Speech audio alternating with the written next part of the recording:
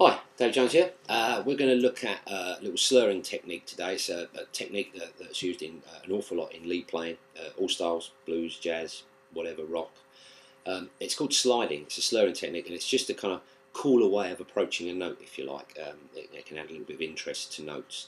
And the important thing about sliding is maintaining the pressure on the fretting hand when you're sliding from one note to another. So it can just like, if you want to play that note, it might sound cooler to sometimes sliding it from a note above. So there's a PDF on this on the website as usual. It's a little exercise that will start you sliding. The exercise I'm using uses the top octave of an open E blues scale. I think you can find it under open scales or first scales if you don't know the scale, an E blues scale. And so what I do is I'll play you the exercise, and then we'll do a close-up of it so you can see what's going on, and hopefully pick this little useful technique up. Okay, so here's the exercise.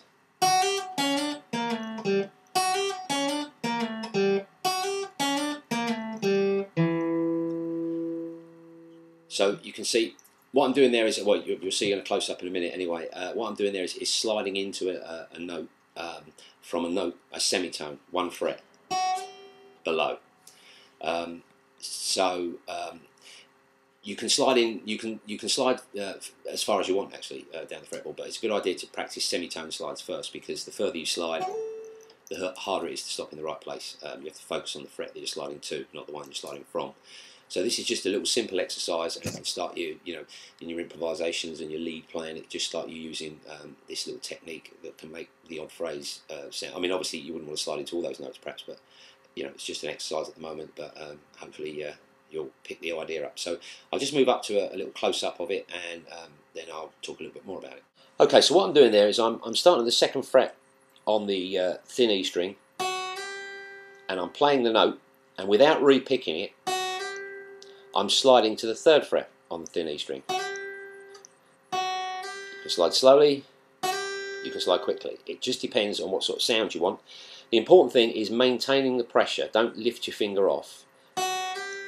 Just keep the squeeze. You can start just this side of the fret and just slide to the next note in one fret above, and then I'm moving up to the next string, doing exactly the same thing, second fret to third fret. And then on the G string, I'm doing it slightly differently. I'm sliding, now this is slightly more difficult technique actually. I'm sliding backwards. So I'm going 2 to 3 on the thin E string, 2 to 3 on the B string. Then on the G string, I'm going 3 to 2. Put my teeth in, 3 to 2. Now again, like I said, it is slightly more difficult to slide backwards than it is forwards. But once you've practiced, and then I'm just playing the open G string, and then back to the same thing.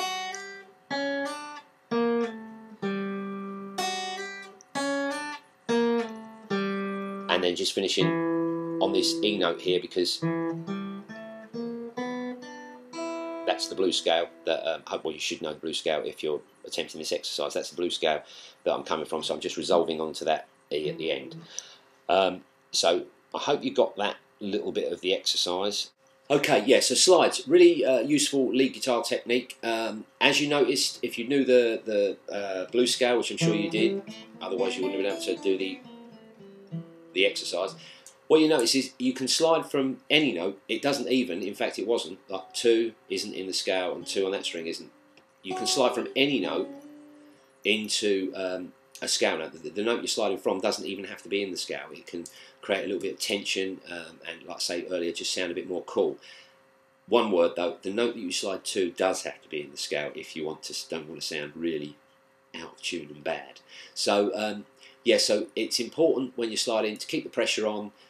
That's just a little exercise in the open position to get you sliding. I'll be doing some more with some licks and stuff like that, maybe down the fretboard, but it's a very, very used technique in lead guitar playing and riff playing. So hope you found that useful, and I'll see you again sometime.